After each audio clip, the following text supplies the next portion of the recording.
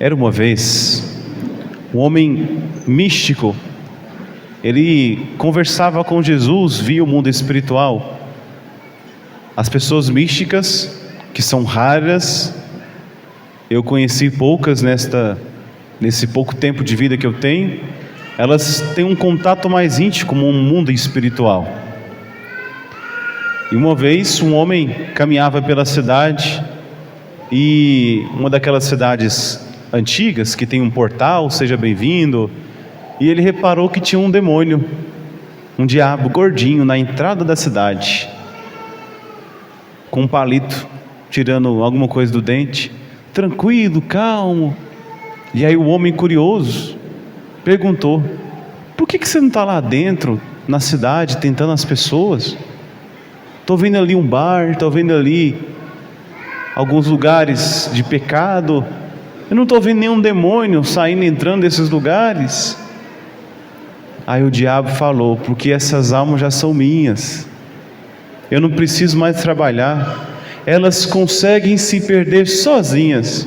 De vez em quando eu dou lá um cutuque, eu cutuco um pouquinho, dou um empurrãozinho nas costas, mas eu não preciso, porque aquelas pessoas lá dentro, nessa cidade, elas não rezam, e quando alguém não reza, se perde sem a minha ajuda. O demônio falou com um ar de satisfação, e aquele homem ficou indignado e entrou na cidade. E aí vi que tinha uma igreja muito bonita no centro da cidade. Do lado da igreja, um convento. Era muito comum as igrejas antigas terem um convento ou um seminário perto. E aí olhou aquele convento, aquela igreja cheio de demônios. Não era um demônio gordinho igual estava na entrada, era um demônio forte que estava trabalhando. E ele viu aqueles demônios ocupados em perder as almas. Tinha demônio entrando pela janela, saindo pela porta, demônio saindo pelo bueiro, saindo pela chaminé das casas perto ali. Os demônios tentando os padres, os irmãos religiosos. E aí aquele homem místico perguntou dessa vez para um demônio que já estava assim um pouco apressado, que tinha que perder as almas ali dentro.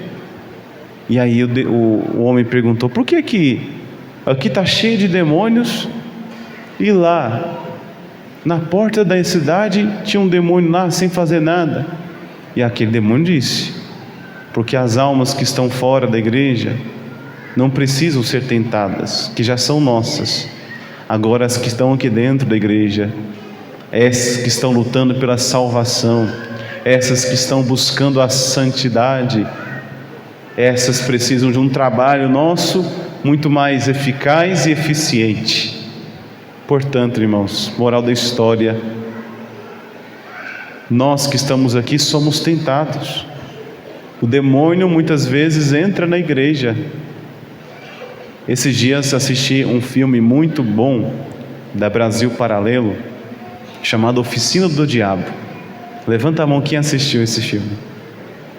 Poucas pessoas. Eu coloco a Oficina do Diabo como um dos filmes melhores já produzidos na atualidade, e também como obrigação de um católico. Por quê?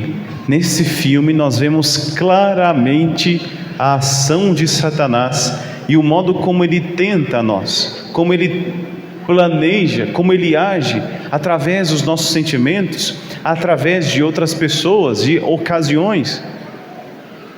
No filme não mostra nenhuma vez o demônio chifrudo, o demônio feio, saindo fogo. Não é assim que é representado o demônio. No filme mostra um demônio arrumado, de terno, com o cabelo pulado, uma roupa clássica. E a história é do homem que está sendo tentado por um demônio jovem, um demônio que está começando na arte de perder as almas. E aí um outro demônio mais velho, que é encarregado ali de treinar, passa a vida ali treinando ele, mostrando quais são as melhores maneiras de tentarem perder uma alma. Basicamente o filme é isso, mostrando essa luta interior do homem, essa luta interna que todos nós também temos dentro de nós, entre a escolha do bem ou do mal. É muito belo esse filme, recomendo a todos. encaixa muito bem essa história com o evangelho que escutamos hoje. Nosso Senhor Jesus Cristo, que vai para o deserto, ele fica 40 dias no deserto. Esse número 40 não pode ser passado despercebido, porque tem uma íntima ligação com o Antigo Testamento. No dilúvio, quando Deus, para corrigir, purificar a terra dos pecados, manda águas torrenciais, que cobre todo o mundo. E ficam quanto tempo? Na arca? 40 dias. Depois dos 40 dias, as águas abaixam, e então continua-se a história da humanidade, Deus dando uma segunda chance. Depois, posteriormente, quando o povo é escravizado, o povo se forma no Egito, cresce, Jacó e seus filhos vão para a terra do Egito, se formam, multiplicam, eles ficam escravizados lá por muitos anos. Depois Deus suscita um profeta, Moisés, que Deus utiliza dele para libertar o povo. Então aquele povo sai para o deserto, porque para chegar na terra santa onde estão os judeus, para chegar em Jerusalém, atualmente naquela região, eles precisavam passar pelo deserto, e eles ficaram 40 anos. Olha o número 40. Moisés, quando sobe no Monte Horebe, recebe as tábuas da lei, os 10 mandamentos, ele fica quantos dias? 40 dias. E agora nosso Senhor, depois de ser batizado no Rio Jordão, iniciar o seu ministério público, ele vai para o deserto, mas não porque ele precisava disso. Nosso Senhor não precisava ser tentado, mas como tudo na vida de Cristo, quer nos ensinar algo até nisso. Jesus quis mostrar com o seu exemplo como eu e você podemos vencer o mal, que nos aparece todos os dias. O mal que nos aparece em 3 formas. Existem 3 maneiras de sermos tentados enquanto estamos neste mundo. O Catecismo da Igreja diz que a tentação vem do mundo também, das coisas do mundo, as pessoas ao nosso redor, que podem nos influenciar para o mal, para a perdição, o ambiente em que vivemos, a sociedade, que muitas vezes é uma tentação, a tentação da vaidade, a tentação do domínio, a tentação do poder. O segundo modo que nos atinge mais particularmente é as concupiscências da carne, os nossos instintos. Todos nós temos inclinações ao pecado, desde quando nascemos. Eu sempre gosto de citar um exemplo, quando falo sobre esta palavra bonita e difícil, concupiscência, que nada mais, nada menos do que é uma inclinação dentro de nós para o pecado.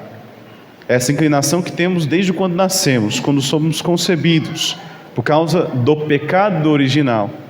O batismo, ele não tira a concupiscência, ele tira o pecado, ele tira a mancha dentro de nós, mas continua as consequências do pecado original. Precisamos então de uma vida pura, de uma vida santa, caminharmos nas virtudes para justamente vencermos essas inclinações.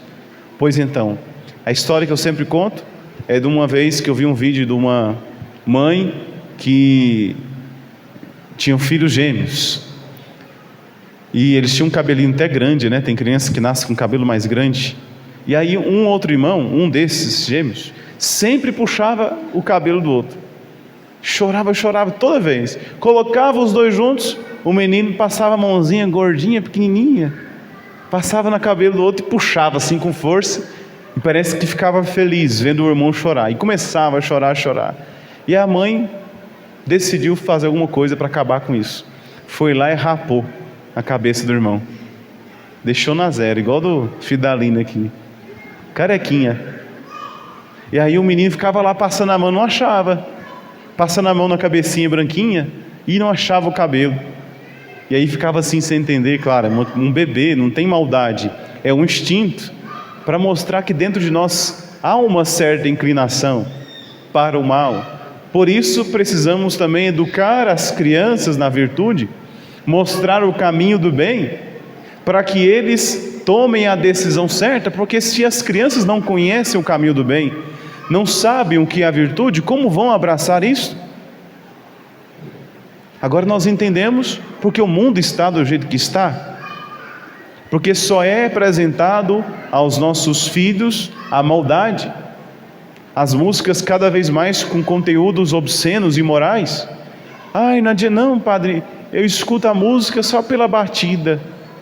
Irmão, a música tem influência direta na formação do seu imaginário, do seu inconsciente. Essas crianças precisam ser educadas no amor a Deus, em músicas belas, músicas com conteúdo, com letras, não com essas porcarias que têm sido colocadas como regra, como norma de vida.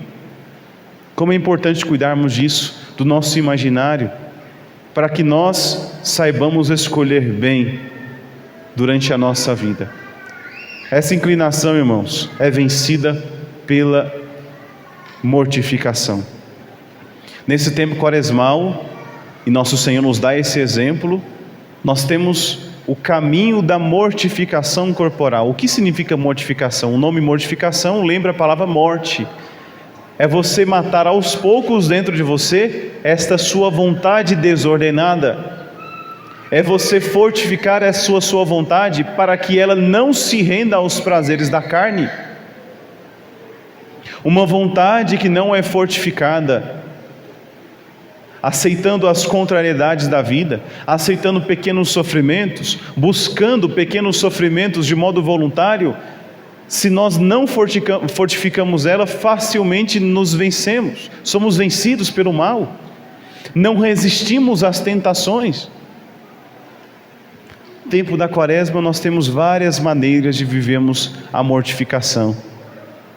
Esse tempo do calor, por exemplo, podemos oferecer o incômodo do calor, agonia, parece que você acaba de tomar banho e se sente sujo de novo, porque aquele calor te deixa agoniado. Quando faz o frio também oferecemos, não reclamarmos, temos mais paciência no trânsito com as pessoas lentas, aquelas que não seguem as leis de trânsito, que não dão seta. Aqui em Nerópolis é mais difícil, né? Aqui o padre, quando dirige, ele entra no carro, ele se santifica aqui em Nerópolis, porque seta é uma coisa assim que é opcional, né? Um dia desse o padre estava dirigindo, aí de repente um ciclista estava à direita, né? Ele sem mais sem menos, ele entra na frente do carro.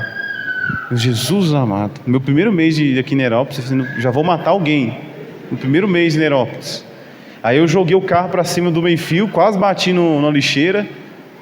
E aí eu já fui abrindo o vidro e falei: você tá bom, irmão? Machucou? Aí eu já estava assim, eufórico, né? Sabia que estava errado. Olhei assim, se tinha machucado. Não, tá bom, vai com Deus, filho, Deus te abençoe. Nessas horas a gente tem que já abaixar a cabeça e ser humilde, que todo mundo anda estressado no trânsito, né? Tem pessoas que entram no carro e se transformam. É uma pessoa boníssima na vida real, mas entra, põe a mão no volante e se transforma. Então nós temos que tomar cuidado, irmão, ter paciência com essas pessoas. Talvez você tem muita paciência, outro não tem, cada um tem uma dificuldade, cada um tem uma inclinação. Tem pessoas que com facilidade ficam com raiva das outras. Qualquer coisinha que acontece, tem vontade de pular no pescoço do outro e esganar. O meu temperamento não é assim. Por exemplo, eu, Padre Bruno Jesus Torres, para alguém conseguir me estressar, tem que fazer muito esforço mesmo. Mas tem outras pessoas com que eu convivi no seminário, com coisas pequenas, eu ficava pensando: nossa, essa pessoa não tem paz, ela não deve ter paz, porque sofre com tudo, se estressa com qualquer coisa. Então, mas para ele, esta é a dificuldade, mas para mim também, eu tinha dificuldades que o outro irmão não tinha. Tinha pessoas no seminário, eu lembro disso, que tinha muita dificuldade de chegar na hora na missa. Todo dia chegava atrasado. E eu, acho que de 10 anos no seminário, eu cheguei 2 vezes atrasado na missa. E eu ficava pensando: gente, por que essa pessoa chega atrasada? Acho que ela quer chegar. Mas você via que era um esforço para ela. Tem pessoas que têm dificuldade em se organizar, dificuldade de olhar para o relógio e falar: a missa é 7, Ah, então, se eu demoro 30 minutos no banho, então eu tenho que entrar no banheiro 6 horas. Que aí eu termino 6h30, arrumo e chego na missa faltando 10 minutos, de boa. Tem gente que não consegue fazer esse cálculo. Tem pessoas que são assim. Mas essas pessoas que são desorganizadas com o horário, também tem um monte de virtudes que eu não tenho. Então cada um, irmãos, deve olhar para si e ver qual é a sua inclinação. E nesta inclinação, seja qual for, para qual pecado, você deve dedicar o seu esforço. Pensemos, eu tenho dificuldade com bebida, vou fazer 40 dias de penitência, 40 dias sem tomar cerveja. Pensa, aí chega no dia da Páscoa, tudo que não tomou de cerveja na quaresma inteira, toma na Páscoa. O que adianta? Adianta nada.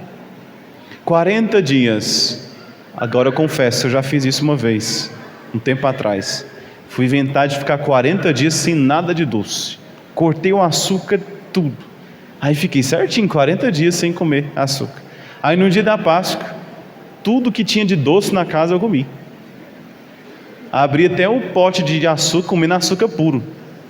Aí eu pensei, que adiantou 40 dias? Pois então, irmãos, nós temos que olhar para nossas penitências e pensar: eu preciso fazer algo que dure. Eu preciso me propor a algo nesta quaresma, de tal modo, quando acabar a quaresma, eu continue fazendo isso. O que, por exemplo?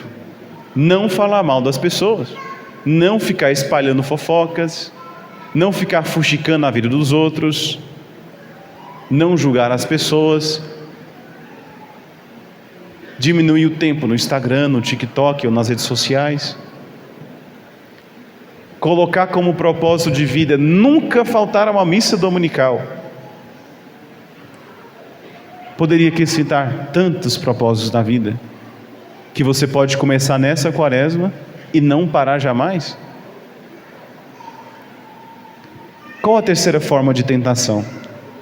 A primeira, como já disse, vem pelo mundo, pelas coisas do mundo, os prazeres da carne. Depois as nossas concupiscências, essa luta interna que temos dentro de nós, que São Paulo descreveu muito bem na sua carta, quando ele diz: faço o mal que não quero, deixo de fazer o bem que quero fazer. Todos nós temos essa luta interna dentro de nós, entre a escolha do que é certo e o que é errado, e muitas vezes sabemos o que é errado, fazemos mesmo assim, nos arrependemos e pensamos: por que eu continuo persistindo no erro? Porque, como eu disse, irmãos, a nossa vontade está fraca.